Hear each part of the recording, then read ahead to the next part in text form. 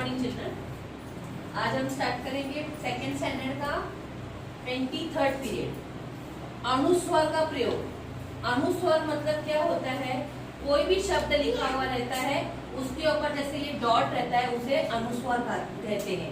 जैसे वर्ड बनता है बंदर, बंदर बदर लिखेंगे क्या हम द, ये कोई मीनिंग नहीं होता है, तो हम इसका शब्द बनाएंगे, अनुस्वर लगाएंगे बंदर। ब के ऊपर अनुस्वर रखते ही बन, ऐसे उसका उच्चार होता है। पतंग, पतंग, अनुस्वर लगते ही वो शब्द बन जाता है। हंस, हंस, आपके बुक के अंदर दिए हुए पिक्चर्स। अंगूर, अंगूर बोलेंगे कि हम अंगूर कोई शब्द नहीं होता है, अ के ऊपर बिंदु लगने से अंगूर, अंगूर मतलब ग्रेप्स, ये शब्द बन जाते हैं। आपको मैंने यहाँ पे 12 खड़ी दी हुई है, पूरा आपको ये लिखना है, 2 टाइम लिखना है। आपको नोट्स भी इसके मिलेंगे, लेकिन मैंने बोर्ड पे पूरा आपको ऑलरेडी मैंने लिखा हुआ है, ये आपको पूरा 2 टाइम लिखना है। और यहाँ पे जो शब्द लिखे हुए मैं आपको वो पढ़ के बताती हूँ। कंगन, जंग, दंग, रंग, अंग, पंख, शंख, झंडा, अड्डा, घटा, जंगल, संतरा, संतरा मतलब ऑरेंज। सबका मीनिंग्स है वो इंग्लिश में भी दिया हुआ है। अभी बोल के हमें लिखना है च स म न।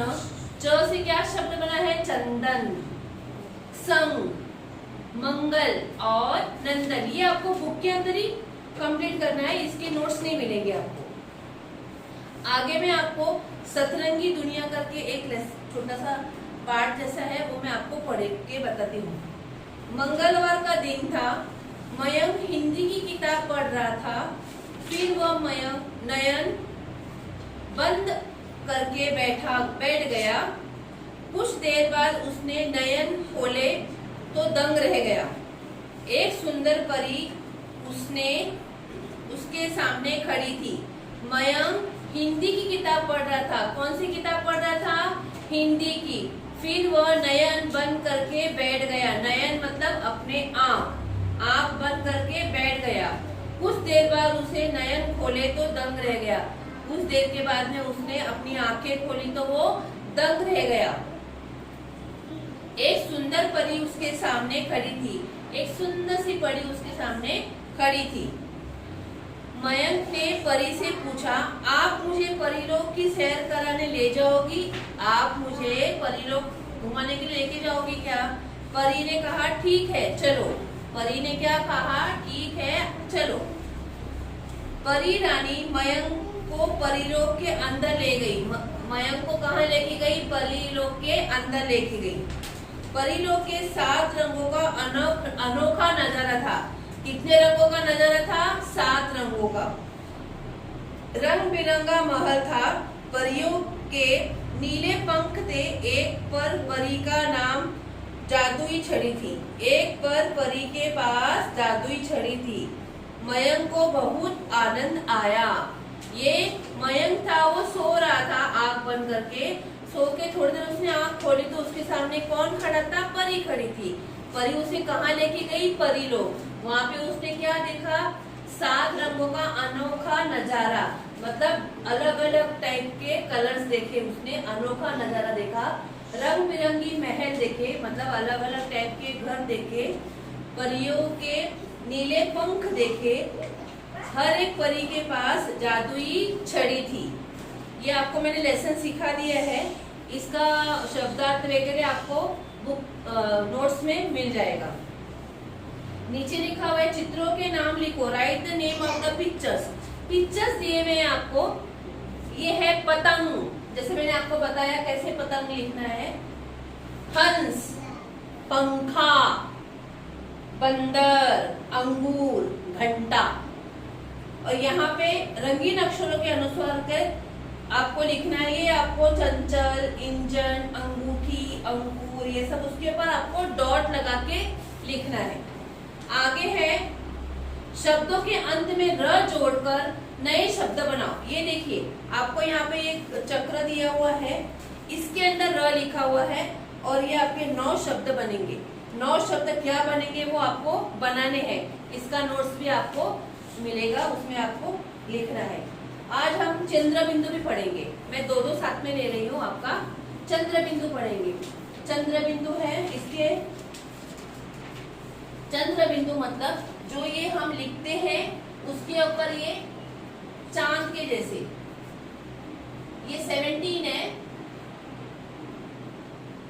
16 मैंने सिखा दिया है, ये 17 है।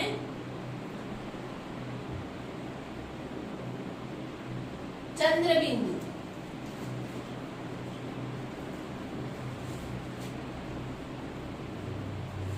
ये सिर्फ डॉट के ऊपर आपको चंद्र बिंदु लगाना है। इसके लिए मैं ये सब आपका हटा नहीं रही हूँ, ये ऑलरेडी मैंने लिखा हुआ है। इसके ऊपर मैं आपको चंद्र बिंदु बता के शब्द हम तैयार करेंगे, लेकिन आपको नोटबुक के अंदर दूसरे पेज पे लिखना है।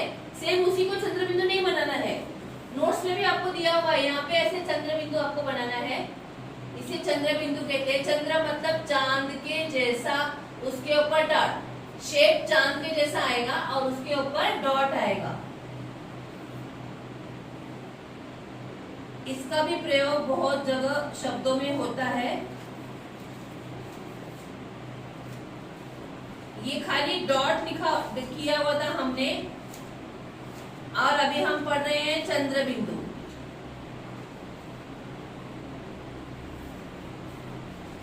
ठीक है, चंद्र बिंदु में आपका आएगा ऊंट। तो हम ऊंट कैसे लिखेंगे? ऐसा नहीं लिखेंगे सिर्फ ऊंट, ऐसा नहीं आएगा, इसके ऊपर चंद्र बिंदु आएगा। आप लिखोगे गांव, गांव के ऊपर भी चंद्र बिंदु आता है। आप लिखोगे 5, जो हम हिंदी के नंबर्स लिखते हैं उसके ऊपर भी चंद्र बिंदु आता है। आप लिखोगे माँ, माँ के ऊपर भी चंद्र बिंदु आता है। गांव, सॉरी गांव लिख दिया मैंने। कुआं, कुआं, उसके ऊपर भी चंद्र बिंदु आता है। आपको नीचे के शब्द में पढ़ के बताती हूँ। काटा, गांव, चांद, 5, सांप, कांच, छाव, दांत, दाया, बाया, हंसना, धुआं। ठीक है, ये सब आपको चंद्र बिंदु के शब्द है। इसका भी आपको मैंने 12 खड़ी दिए है, ये भी आपको मैं नोट्स भेजूंगी। 2 टाइम्स आपको लिखना है। हम बोलकर लिखेंगे ये हाँ, फै, ऊ, आ। हंसना, फसना, ऊंचा, अंगूठा। ये ऑलरेडी आपकी बुक में दिया हुआ है, आपको इसको ट्रेस करके लिखना है और पढ़ना है। आगे है घमंडी मुर्गा, मैं आपको पढ़ के बताऊंगी। एक मुर्गा था, वह रोज सुबह बाग देता था। क्या देता था? बाग। मुर्गा कैसे करता है? कुकड़ू ऐसे करता है ना, हमने सुना है, गाँव में करता है सब जगह। बहुत से पहले के जमाने में घड़ी नहीं होती थी, तो ये मुर्गे की बाग से ही सब लोग उठते थे कि सुबह हो चुकी है। कुकड़ू। एक दिन मुर्गे ने सोचा कि यदि मैं बाग नहीं दूंगा तो सवेरा ही नहीं होगा। ऐसे होता है क्या? घर के अगर घड़ी खराब हो गई है, अगर वो चलेगी नहीं तो क्या सुबह नहीं होगी, दोपहर नहीं होगी? नहीं, समय वैसे ही जाता है। मुर्गे ने सोचा कि अगर बाग नहीं दूंगा तो सवेरा नहीं होगा। यह सोचकर वह कुएं पर बैठा था। कहाँ बैठा था? कुएं पर। जोर से हंसने लगा। तभी लंबी लंबी मूंछों वाला शेर, ऊंट, बहुत से पशु पक्षी आ गए। मुर्गे ने अपनी बात सबको बताई।